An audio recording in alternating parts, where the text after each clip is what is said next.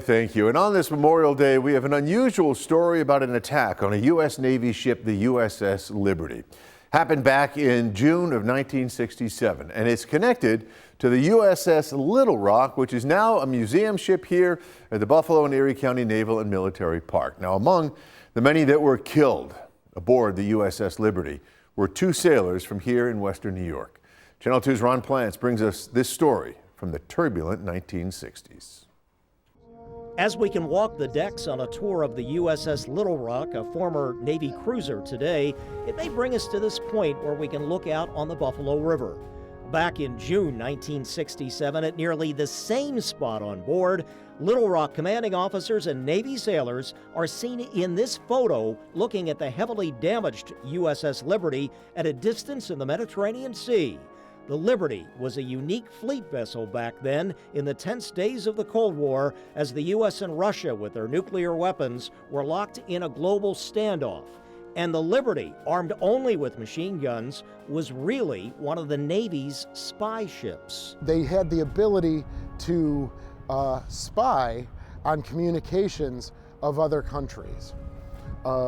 Certainly we had great intelligence gathering at that time in the Mediterranean with the Sixth Fleet. In this incident, the backdrop was the 1967 Six-Day War between Israel and Egypt and other Arab nations, which also affected international relations just like today.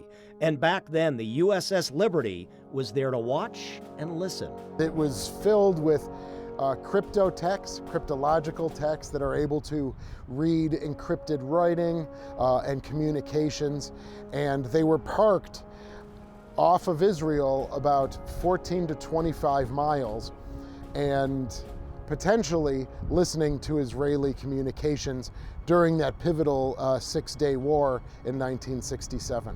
Then, for some reason, perhaps miscommunications and the sometimes tragic confusion called the fog of war, the USS Liberty and her crew of 400 suddenly came under attack on June 8, 1967, and the attackers came from what was supposed to be a U.S. ally, a friendly nation. Suddenly, Israeli jet fighters, like one seen here, riddled the Liberty with cannon fire. When you have the jets strafing, they're splintering all of the metal. The shells ripping into the ship. Those were the other individuals that perished, were from the strafing of the jets, the metal breaking and shattering and just spraying into the crew. Then from the sea, Israeli torpedo boats attacked, one visible here speeding by the ship. One torpedo struck the Liberty in its hull with devastating effect below decks. A lot of the spaces that would have been down below deck were radio communications, were radar communications, and that's where the torpedo hit, was one of those spaces.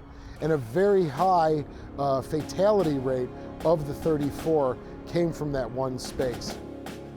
As he said, 34 were killed, including cryptologic technicians 31-year-old Frederick James Walton of Niagara Falls and 21-year-old Richard W. Keene Jr., originally of Batavia, who was engaged to be married. When it was over, at least 170 crew members were also wounded. Records show that Israel then notified the U.S. Embassy that the attack was a mistake. They thought the Liberty was an Egyptian ship, even though accounts say it was flying the U.S. flag with a special hull designation. The USS Little Rock, with other Navy ships which were not nearby, responded to assist the damaged Liberty. Small utility boats and helicopters transferred the dead and wounded sailors and brought medical corpsmen and more damage control specialists aboard the Liberty. They were able to save her and right her pretty quickly and shore her up to be able to get to port, to be able to have a full repair. But the Little Rock crew, which took some of the less wounded sailors to its ship's sickbay for treatment, was also at general quarters to be ready at battle stations. You don't know if Israel is going to come and attack again, or maybe Egypt will now get involved and attack us as well. Fortunately, there were no further attacks. In Washington, President Lyndon Johnson accepted Israel's apology, and there are to this day lingering allegations of a U.S. government cover-up. But a lot of information probably isn't coming out, especially to placate the families of the victims of the USS Liberty. Eventually, Israel did pay reparations. Any inquiry didn't go as far as I think the family would have liked to have seen. On your side, Ron Plants, Channel 2 News.